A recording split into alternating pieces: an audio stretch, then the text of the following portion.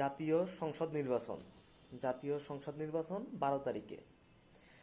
একটা মেসেজ আপনাদের দিতে চাই। মেসেজটা হচ্ছে, আমরা পুলিশের যে মারমুখী অবস্থান দেখতেছি। আমি কালকে শহীদ ওসমান হাদির বিচারের জন্য শাহবাগে বসছিলাম। তো ওইখানে তাদের যে উগ্র আচরণ, আমরা খুবই শান্তশিষ্টভাবে একদম শাহবাগ মোড়ে হাদি চত্বরে ওইখানে বসে অবস্থান করতেছিলাম। তো ওরা অতর্কিতভাবে হামলা চালায়, সাউন্ড গ্রেনেড, যেটা করে টিয়ার সেল, মানে গুলি ছুড়ছে কিনা জানি না, বাট লাঠি চার্জ, টিয়ার সেল, আপনার সাউন্ড গ্রেনেড, এগুলো তারা চালাইছে।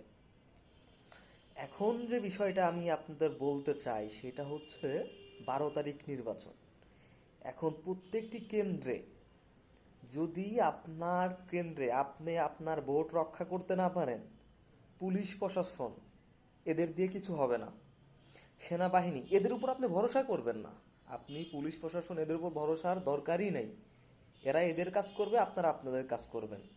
কখনোই আপনার ভোট যেন অন্য কেউ না দিতে পারে। আপনি প্রত্যেক ব্যক্তিকে সচেতন থাকতে হবে, প্রত্যেক ব্যক্তিকে। আপনি যদি আপনার কেন্দ্র রক্ষা করতে না পারেন, আপনি যদি এই ভোট চোর ভোট ডাকাতি রুখে দিতে না পারেন, আমি এটা খাস বাংলা কথা বলি, ভোট হওয়ার পরে আপনি কেস করবেন, এইটা করবেন, সেটা করবেন, এটা করতে করতে আপনার যে যে জয়ী হবে, দুর্নীতি করে জয়ী হোক আর যেভাবেই হোক, সে কিন্তু থেকে যাবে, তার মেয়াদ শেষ হয়ে যাবে। বাট আপনি ওই যে থানায় ঘুরতে ঘুরতে, থানার বান্দায় ঘুরতে ঘুরতে আপনার জীবনও শেষ।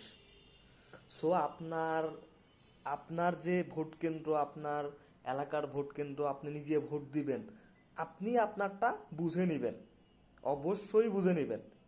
ইভেন আপনি কোনোভাবে দুর্নীতি হইতেই দিবেন না, যে আমার ভোট আমি দিব, অন্যজনের ভোট দেওয়ারও আমি সহযোগিতা করব।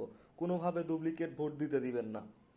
আপনার ভোট যেন অন্য কেউ দখল করতে না পারে, এইগুলো আপনার লক্ষ্য রাখতে হবে। আপনি এটা ক্যান্ডিডেট, আপনার অবশ্যই এইগুলো মাথায় রাখতে হবে।